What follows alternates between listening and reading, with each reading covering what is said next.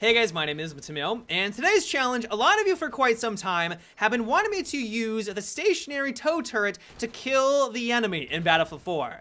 Admittedly, I have been holding off on this one. I automatically assumed that this was going to be a nightmare of a challenge. Normally when I jump into basically any of the stationary turrets, they're pretty underwhelming. I mean, they can get the job done, but more often than not, you leave yourself vulnerable. Any sniper that's looking in your general location is going to be able to snipe you out absolutely no problem, and it's just been sort of a mediocre thing scattered around the battlefield.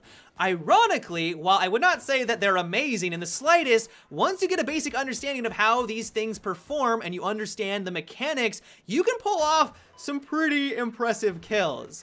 The one thing that took me by surprise is that it essentially is a gimped SRA. It has a lot of the same properties of the SRA, but it's nowhere near as powerful. What surprised me is that it is a wire-guided missile, much like the SRA. You point this at any object on the battlefield, and even if it is in a 90-degree angle, that rocket is gonna whip around and land wherever you're pointing at. And so if you see a helicopter up in the sky, much like the SRA, if you miss that first shot, but then you line it up, you maintain your crosshair over the helicopter, that rocket is gonna loop around, and if you're lucky enough, it is gonna slam right into the hull of that heli and get you that nice fireball kill. The reason why I said it is a gimped version of the weapon, though, is, well, the most obvious is that you can't angle these things very high. It's really frustrating. I cannot tell you how many times I was about, or what I felt like I was about to line up on a helicopter, and at the last second it rose above my crosshair, and there wasn't anything I could do. I basically had to wait for it to either outright kill me because I'm just standing there, or fly a little bit lower so that I could take another shot. It happened over and over and over again, and honestly, this was probably the biggest thing that I did have to overcome with this challenge. Not only that, but it also simply just doesn't hit as hard as the SRA. The first time I lined up against an enemy scout helicopter, I screeched with joy. I sounded like a little schoolgirl, I was so excited, but then I noticed that it only did 90 damage to the aircraft. It disabled them, a lot of them jumped out and it plummeted to the ground, so that was a nice reward. I took out an enemy resource. Helicopters are always good to take down, but it would have been nice to see a bunch of kills fly across my screen. I'm not exactly sure why DICE decided to balance it out like this, because it's not easy hitting helicopters with this weapon. The biggest thing, like I said, that you have to overcome is that angle, and that angle forces you to pretty much go for targets that are way out in the distance. If you guys have used a SRA for any amount of time, you know that those long ball shots are the hardest to land, and so the fact that even if you do land it up with the tow missile, you're not guaranteed the kill was a little disappointing. The only thing I could come up with is that they didn't want to give every class on the battlefield the ability to do a lot of damage against air vehicles if they did jump into this turret. That was the only thing I could come up with.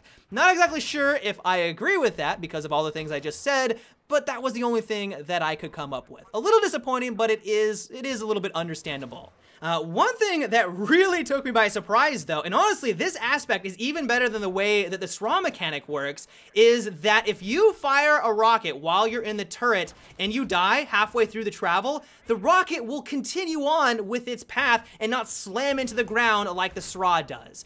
This is easily one of the most infuriating aspects about using the SRA. I'm sure this has happened to you guys on numerous occasions where you're about to line up that final rocket on an enemy tank, you line it up perfectly, and at the last second, out of nowhere, either an infantry takes you out, a grenade goes off at your feet, the tank kills you outright with his cannon, whatever the case, you witness on your death screen the rocket slam right into the ground and you don't get that kill. It's really frustrating when that happens. And so to see that the tow missile doesn't have that restriction was a huge breath of fresh air. Honestly, I actually took advantage of it.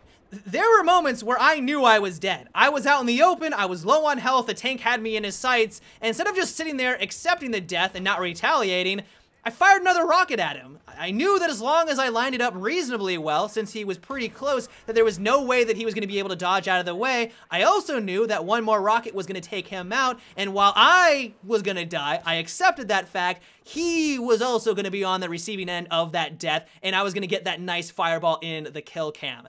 Didn't happen very often, but when it did, it was very, very satisfying.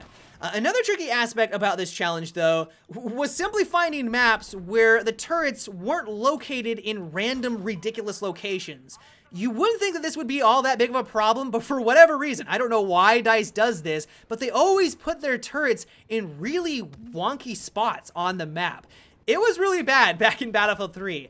I remember on Operation Firestorm around the E capture point, there is a turret that is literally guarding a desert. You have a little bit of view of the main road, but the majority of when you whip that thing around, all you saw was desert. It's like, why in the world did you place this here, DICE? And while I would not say it's as bad in Battlefield 4, there are a lot more turrets that are accessible and they serve more of a function. There are still a lot that just like, why is this here? It literally points at a wall. This doesn't serve any purpose.